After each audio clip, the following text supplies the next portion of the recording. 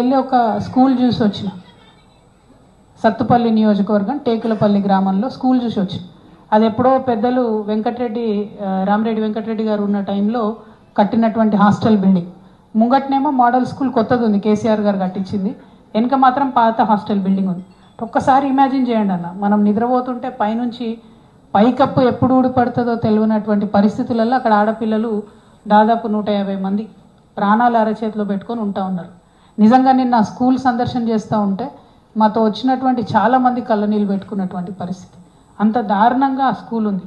అంటే నేను ఒక చిన్న మాట ఏమంటా అంటే, నేను కూడా 20 సంవత్సరాల నుంచి పాలిటిక్స్లో ఉన్నా, కానీ ఈ 7,000 కోట్లది, 13,000 కోట్లది, 19,000 కోట్లది ఒక ప్రాజెక్టు కోసం మనం 10 ఏళ్ల నుంచి ప్రయత్నం చేస్తున్నాం. ఒక 2 కోట్లు పెట్టి కొత్త బిల్డింగ్ కట్టించుకోలేమా? అంటే మన ప్రాధాన్యతలు ఎక్కడ పెడుతున్నాం రాజకీయంగా అని విశ్లేషించుకోవాల్సినటువంటి అవసరం ఉంది. ఆ మార్పే సామాజిక తెలంగాణ అంటున్నాం.